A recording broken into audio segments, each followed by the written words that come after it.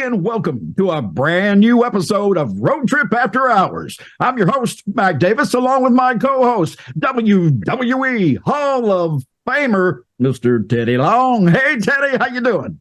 I'm good, Claire. How you doing? I'm doing great. Hey, look, we got special guests coming in later on the show. You want to talk a little bit about these special guests, Teddy? Yeah, I had the opportunity to one of my good friends, Phil Hefner, over in Dalton, and his wife, Janine. She runs a Janine Sea Shed over in Dalton, Georgia.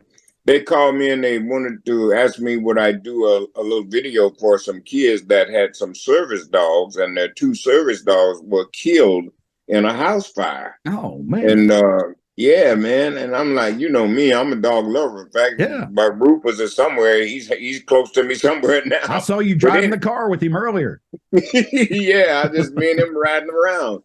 So anyway, man, that just touched my heart immediately, man. So I told him, yeah, I'll do something, if I can help you. And then I thought about me and you, that's our thing too. We always not only are we talking about wrestling, but we always want to, if we can give back to the community, or if we can do something to help the community, or whatever we can do to help, me and you are all about that. So I thought about maybe, putting them on the podcast, let them tell their story, and which the people get a chance to hear later on in the show. And this tragic thing about these kids losing their service dogs, man, golly. I hate to hear that. Yeah, I'm looking forward to that. Yeah, and people, please stay tuned and listen, because once you hear these kids, man, this is really emotional. And these two boys are big wrestling fans too, by the way. I got a couple questions I'm going to ask them while we got them, as a matter of fact.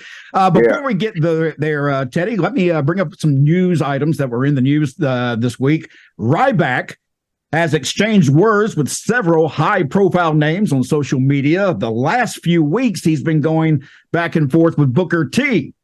Now, Booker T basically said he's asking for an ass whooping, and I'm willing to give it to him.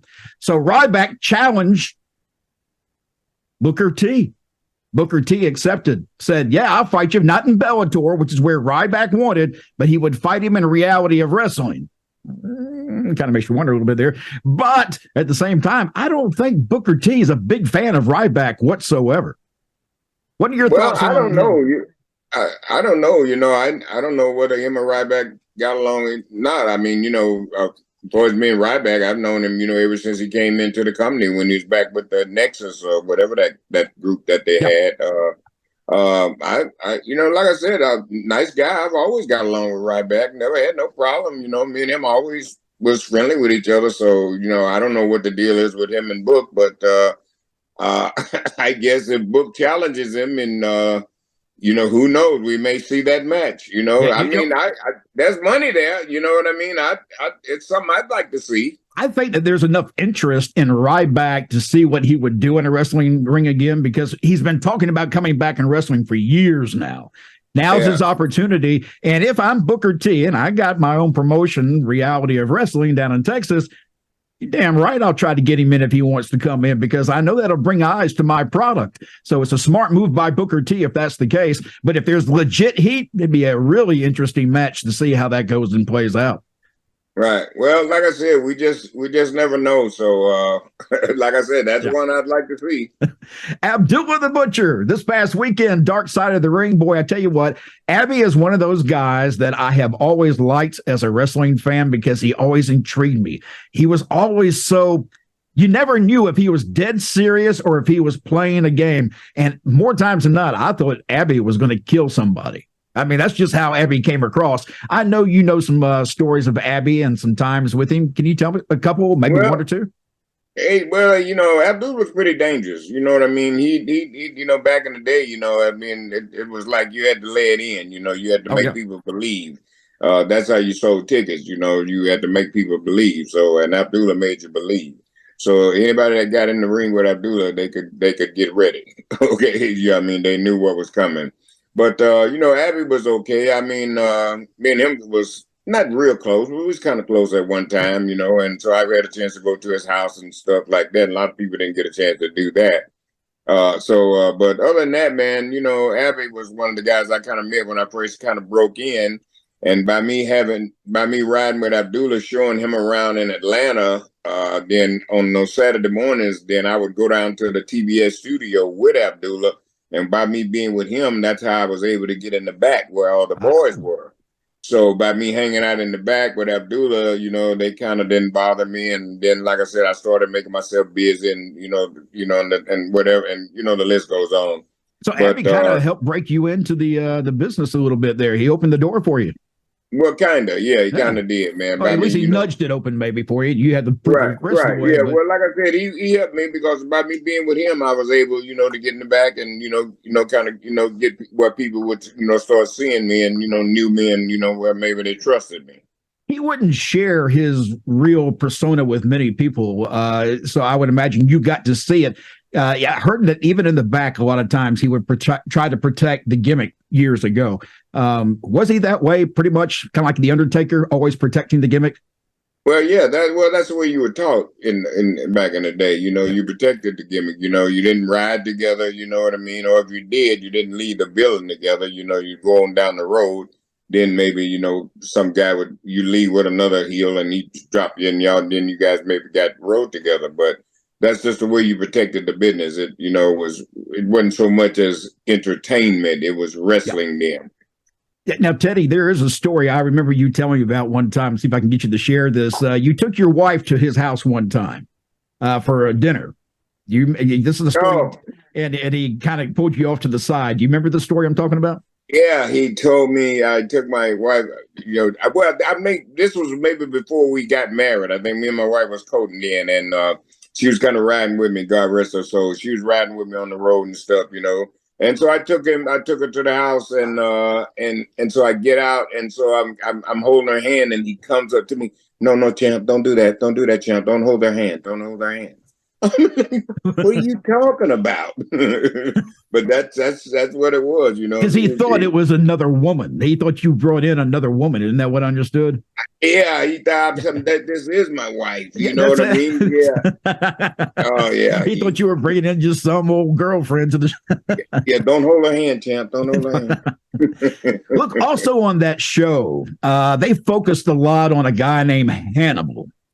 Now, I know you've worked with Hannibal. I've met Hannibal several times. His show, I've seen several times, and I've seen the incident where he took a spike and just buried into this poor ref's head time and time again. Was Hannibal, because you may know this better than I do, was he at one time somebody who was WWE worthy? Well, they was going to offer him a job. I mean, as far as I know, that they were going to, sign him. And then when he took his physical or whatever, the blood test or whatever, I guess that's when they discovered he had the Hep C. So I think that's maybe the reason why he was mad about Abdullah from what he said. He said because Abdullah cost him his career in WWE. So, like I said, man, I had a chance to work with him out in Texas. He, decent guy, but then, come to find out, some guys ain't decent as you think they are. Yeah. I'm the only person that tried to help him out there. You know what I mean? Took my time with him, talked to him. I even had Mark Henry where Mark Henry was when Mark Henry came out and worked with us some, I had talked to Mark and I said, Mark, I want you to get with Hannibal and work with him in the ring and get him right, get him a little bit because I liked him. He was a nice guy, man. And so Mark, because he was giving guys money he would pay guys to come in so he could beat them. You know what I mean? And that's just not how that ought to be. You know what I mean? Yeah. So, and I told Mark, let's work with him. And, and he agreed, that he would, start paying Mark, to kind of train him. And I tried to help him and damn if he didn't sell me out,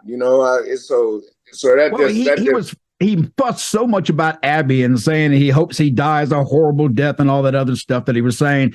And this is coming from the same guy who took that damn spike and put it in that referee's head, which should have been a criminal charge. He should have been thrown in jail for it. And even the wrestling match prior to that incident sucked. The guy can't work. So I couldn't believe at one time WWE actually considered giving him a job. Well, see, you just saw the other side, okay? At the time that he was maybe going to sign with WWE, he may not have been that vicious and that wow, you know what I mean? Yeah. WWE would have calmed him down if he'd have went there, you know what I mean, at that time. But after he got out on his own and started his own promotion, then I guess he just started doing things like he wanted to do. Well, I heard one deal, the reason he would want to bleed all the time is because of the name Hannibal. He thought he had to bleed.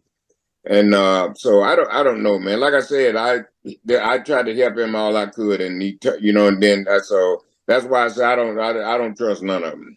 Well, this is the wrestling business. Imagine that. So yeah, I learned, brother. You can't help these. It's they're gonna do what they're gonna do, no matter what.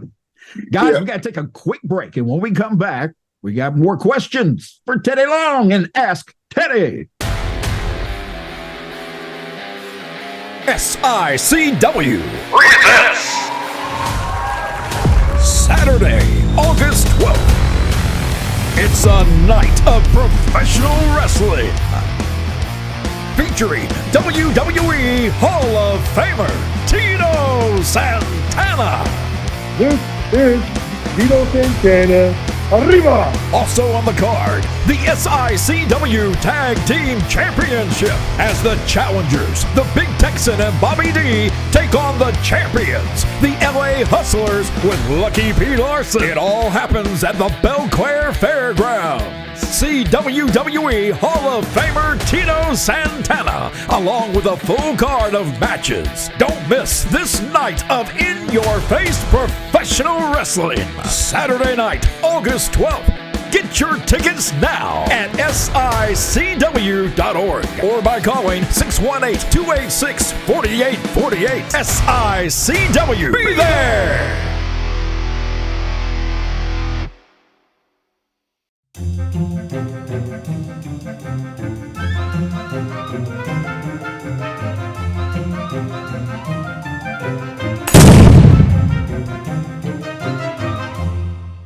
Okay, well, yeah, Mac. First thing I want to do is I want to thank Phil Hebner over in Rome and his wife Janine. They're over in Dalton, Georgia. Over there, they have a flea market called Janine's Sea Shed. Well, Phil had the chance to call me a couple of days ago and spoke to me about these kids and their parents and about what had happened. And he just wanted me. He said, "Well, man, if you don't mind, would you could do a promo or something out there, and see, could you help them out?" And man, that struck me immediately. So I said, "Yeah, no problem. I'll definitely do that." And then I thought about you and I, doing our podcast. And so we do something different, here today. You know what I mean?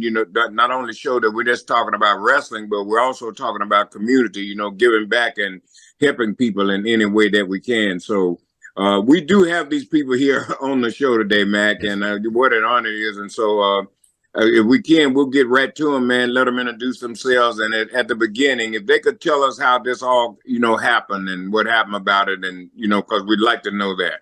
And real quick, let me just tell you who all we have here. We have Jada, who's behind the camera. I'm assuming she was here a second ago. She's hiding behind the camera. Let's see. Heath is, of course, the dad, which is right over the boy's shoulders there. On the left side of your screen, closest to the microphone, is Alec, who is 11 years old, and Eli sitting next to him, who is 13. Both wrestling fans, by the way, Teddy, big wrestling fans.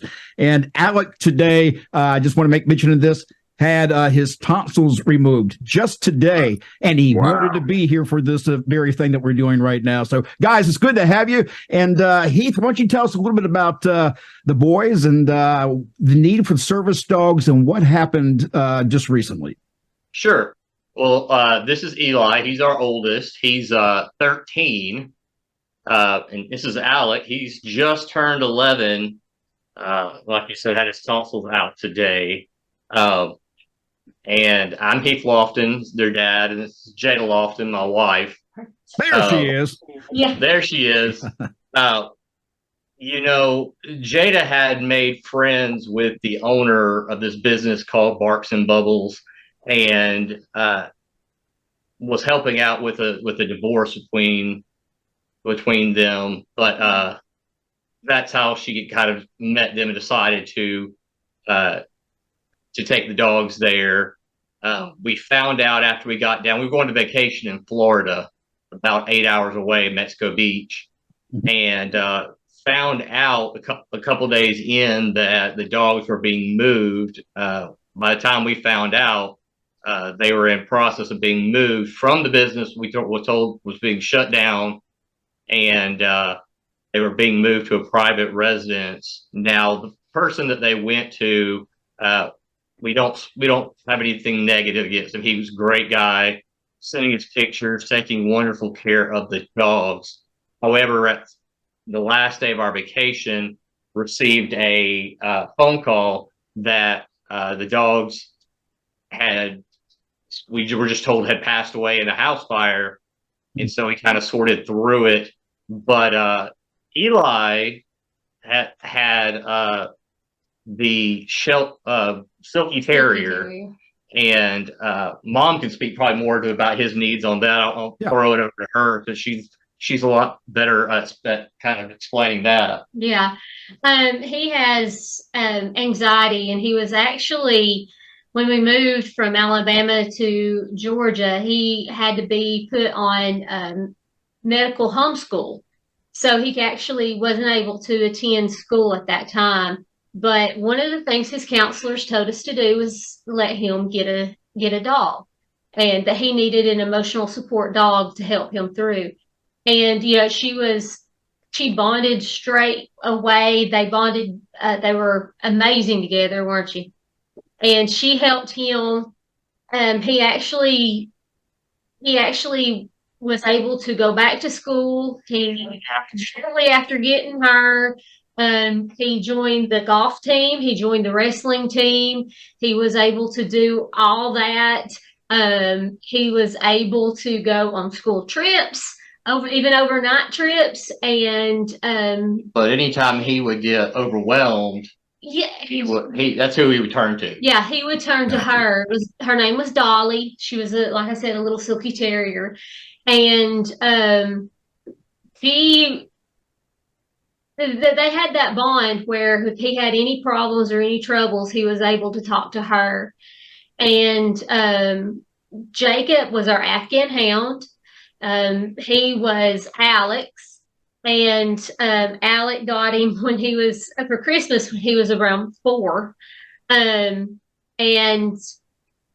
Alec has ADHD, and Jacob was a highly trained dog in that he was not only an emotional support dog, but he had training from dog trainers that actually do police dogs. So very cool. He would actually help Alec with things like compression therapy, where when Alec would get anxious or panic attack or overwhelmed or whatnot, the dog knew it, and he would lay on top of him and just provide that care. And the dog was able to recognize when Alec needed that.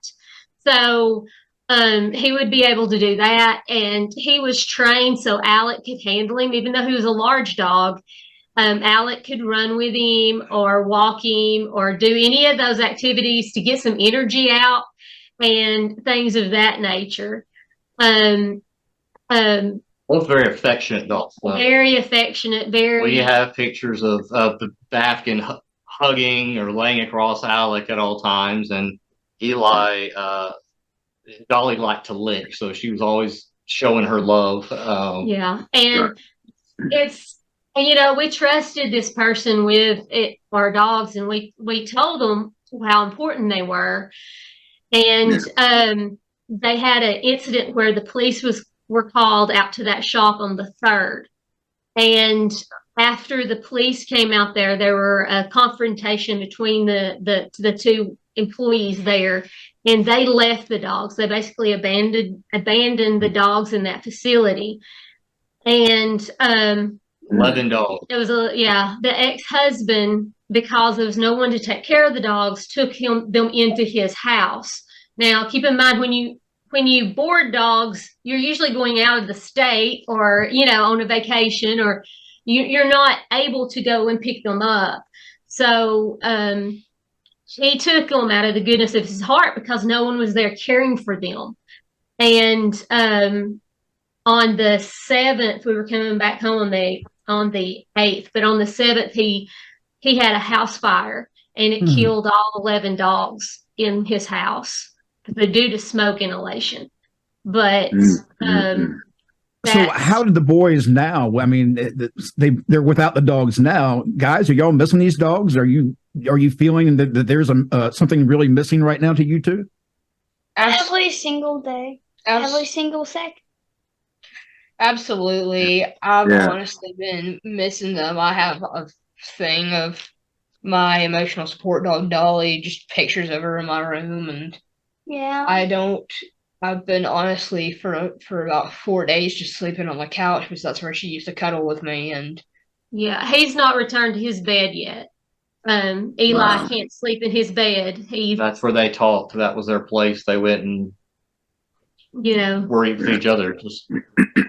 Let me ask you: those types of dogs, these are not cheap dogs that we're talking about. I mean, these are trained and they're there for a specific reason. Losing these two dogs with these boys, I mean, how much money would it take to replace two dogs like that? 10,000. Probably about a total. I mean, honestly, truthfully, they an Afghan hound from a reputable breeder, somebody who knows what they're doing, can run around $4,000, if not more, plus all of his training. Yep. And then if you go to a reputable breeder for a Silky Terrier, they're a little bit less, but they can run for at least $3,000. Well, what we want to do then, man, after listening, to your story and then listening to the boys there, I can see exactly how they feel and know that they miss their dogs. And I think the sooner we can get them some more dogs, I think that's the better it's going to be.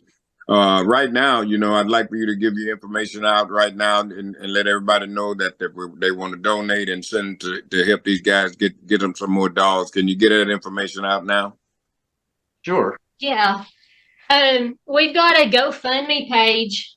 Good. And it's https://GoFund.me/ED4EE078. So that's https://GoFund.me/ED4EE078. And Jada, if you'll send me that link, just text it over to me after we finish, and I'll make sure that we have a link up on the page as well during the entire interview so people know how to get in touch with you and help donate to get those dogs. Because, guys, I know those dogs are very important to you. Teddy is a pet owner, so am I. Maybe not the same kind of animals, but we still are very close to our own animals. So I can only imagine losing two of your best friends, and I hate that. But hopefully we can make it better by trying to find two more that can keep around with you for years to come. Teddy, anything else? Thank you so much. Thank you. We absolutely appreciate it. Yeah. Hey, no problem, man. I'm just glad you guys could come on and where we could help you. And I'll give you my number and stay in touch with me. Let me know how the GoFundMe is going. And Jada, you guys, I'm gonna get your number because I had somebody call me that's a good friend of mine. He wants to donate something to you right now. And so I told him I'll get your number and then I'll have him call you and y'all can get with him. And hey guys, we're big fans for obvious reasons. Just want to let you know, you guys and you, Teddy, have entertained us for years. I started watching back when you were managing Ice Train. So yeah, that's back in the 90s. Yeah, man. That's it. Guys, Eli I'm just along for the ride. All right, married into the craze. All right, well, thank you. Eli and Alec, real quick before we go, I know you're wrestling fans. Who are you watching? Who are you liking right now? Adam Cole. Adam Cole? Hey. Yeah, I tell you what, that combination of Adam Cole and MJF right now is fun to watch. Those two are hilarious. It's absolute fire. They've struck gold. Who are you? Who are you listening? If you ask me right now, it would be Darby Allin. Darby Allin, yes. Sammy Guevara. Seth Rollins and Austin Theory. Who's the all-time great, Alec? Jeff Hardy. No, it's Shawn Michaels. Now, Teddy, if you will, recognize the T-shirt that Heath is not really trying to show you right now. CM Punk. He was worried about that, and I said, no, Teddy's friends with CM Punk. He likes him. Oh, yeah. That's it. I love CM Punk. My man. Thank you, man. Yeah, absolutely. Well, guys, stay in touch with us. Let us know how things are going. Anything we can do, we will certainly try our best to help out how we can. I Thank really you so much. appreciate it. Thank you so much.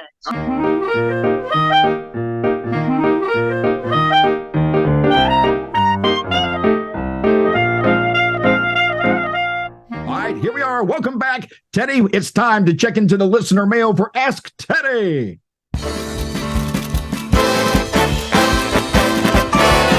Letters, oh, we get letters. We get your letters every day. Mailman, mailman, mail today. Reach right in and pull one out. Those letters, I love those letters. Let's find out what you got to say. Oh boy! Mailman, mail today. All right, here we go. Question number 1. Ken in Washington asked, Austin Theory versus LA Knight. Who's more over, and should LA Knight take the title from Austin Theory? Well, I would say LA Knight is the one that's over now. That's my opinion. I think he's more over, and I think he deserves that. I think he deserves the title. The guy's going to be phenomenal. You know, like I said, you guys just wait and see, man. It's going to take a little time. And it's all going to depend on him, too. You know, he's got to slow it down a little bit. You know what I mean? You know, keep his, learn how to work, and just, get his promos and stuff down, and I'm telling you, man, if he does it like he's supposed to do it, and if somebody's there, if they're working with him, if Road Dogg, somebody like that's working with him, man, he's going to be good. Yeah, and you got so many guys in the back from the Attitude Era that know the vein that he's going for. So they should be able to help him quite a bit in the back. I agree. And I think it's actually Shawn Michaels said that he was really excited about LA Knight right now. And he was trying to say, I don't know why Kevin Nash said what he said, because Kevin Nash had made the comments that he was a ripoff of The Rock and Stone Cold. He went back and apologized for that, too, by the way. Kevin Nash did apologize, saying he didn't realize exactly the popularity and everything that surrounded LA Knight, and he does now. So I thought that was really cool for Kevin to do that. All right, let's see. Alex in Twitterland asked, who was the absolute worst person you had to work with as a manager? Sid Vicious. I was not even going to question it. I knew what that was going to be. All right, Chantel in Georgia writes, what official rules should be put back in today's wrestling? That's a good question. Well, I don't know. I don't know what basically any official rules have been really taken out. I mean, when you go to AEW, they have like a 20 count on the outside of the ring, or they have some pretty ridiculous rules there. But in the WWE, I didn't know anything about that because I don't watch AEW. So that's what I'm saying. Let me tell you, Teddy, if you watch one show of that, the referee in you is going to come out and you'll throw something through the TV set. Let's see. Name association is our last one here from Karen, and she's got 1, 2, 3, 4, 5, 6 names here. And these are some good names. These are, again, names. Guys, y'all put out some good names for this. All right, let's see. Barry Windham is the first one, Teddy. Any thoughts and memories of Barry Windham? Barry Windham, great guy. I had opportunity to work with him back when he was in singles, and then when he joined the Horsemen and everything. I refereed a lot of his matches. I remember him and Brad Armstrong, God rest his soul. I refereed them a 30-minute Broadway in Spartanburg, South Carolina, where there was no air conditioning, building sold out. When we finished that, every piece I had on was soaking wet. I could wring I could wring them out in my hand. God. All right, let's see the next one here, and I'm curious about this. I'm not even sure. Yeah, you probably do. Big Daddy V, Viscera. Oh yeah, Viscera's all right, man. I enjoy working with Viscera. Viscera was one of the reasons why I had to go to Wrestler's Court. I was selling Viscera Viagra. That's right. And so I had to go to Wrestler's School for selling Viscera Viagra. and the rumor was that Big Daddy V loved to eat them by the handfuls. That was the comment that I heard somewhere. He said he couldn't put them down. He would take them without having any girl or anything around. He just he'd like to take them, and I guess he'd look at himself like, "Damn, who's this?" All right, here's our next one, Chris Benoit. Oh yeah, man. Had a chance to ride with Chris and God rest her soul, and Nancy too. Both of them I rode with. In fact, I knew Nancy before she ever married Chris Benoit. She was married to Kevin Sullivan, and that's who I broke in on, Kevin and her. But Chris was just one of the nicest guys you could ever meet, man. There's no words to say, but about Chris. Let me ask you, Teddy. The the WWE won't put him in the Hall of Fame so far. Do you feel he belongs in the Hall of Fame? Well, yeah, he certainly does. You know, a lot of people think that they have to be with the WWE so many years or something to go in the Hall of Fame. Chris Benoit been in pro wrestling all over the world. So I think that's what makes him deserve to be in the Hall of Fame. He's wrestled all over the world, not just for WWE. The guy's a tough competitor, man. And I mean, at one time, he's a champion there. So with the history and what happened at the end of his life, should that discount him from the Hall of Fame? Here's the problem I have with a lot of those things in the Hall of Fames, because you hear in different Hall of Fames, it's like, well, we can't do it because of this. If you're basing it solely on the aspect of the business of professional wrestling, take out anything from their private past that they may have done when they're earlier or later, shouldn't they be judged solely on the work they offered the business? Well, that's what I would say. I would judge them on what they've done in the world of professional wrestling. Yeah. What happened, as far as on the outside of their private life. Like I said, we don't know really what went on there. All we know is what the newspapers and the media and what tell us. We don't really know what happened. And that's really, none of our concern, because we just don't know. But I would put him in based on his wrestling ability and what he did for the world of professional wrestling. That's what I would base it on. I agree. All right, the next one is Gene Okerlund. Mean Gene, yeah. Gene and I were good. I remember him telling me one time, it was me and him, God rest his soul, and Bobby Heenan. They told me one time in WCW, when they came there, they walked up to me, they said, if Vince McMahon knew you, he would blow you up, or something they said. And I never did forget. And I never did forget that. And I had a chance to tell both of them that they told me that. Those are true icons to me in this business when it comes to professional wrestling. That's why it worked so well when they came to WCW. They made WCW a legitimate place to be because of their names alone. Right. Let's see. Kelly is one of our next two here. Kelly, I had a chance to work with her a little bit. Very nice lady. I don't know a whole lot about her. I mean, we wasn't friendly, associating and hanging out and nothing, but as far as working together, couldn't have worked with but a nicer person. Beautiful girl, too. Yeah. All right. And speaking of beautiful, the last one here, Teddy, Mae Young. Oh, God rest her soul. I love Mae Young. That's my girl. Mae Young, she was my attorney when I had to go to wrestler's court. I had to hire her for my attorney, and she was trying to defend me, and she could never get the name right. She called Viagra Niagara. So I think that's how I got found guilty. That's it. That's all the time we have for this week. We hope you enjoyed the special talk with that family. Guys, really, if you can help that family in any way, getting more service dogs for those two boys, we'd certainly appreciate it. Follow the information that you'll see on the screen for their GoFundMe. And if you have any questions, you can always leave comments right here on the video, and we'll try to get them out to the right person so that your help can help them. Teddy, that's it. We're out of time. All right, man. Thank you. Hey, man, I always have a good time with you. You know that. I'm Mac Davis. That is WWE Hall of Famer Teddy Long. And this has been Road Trip After Hours. Holler.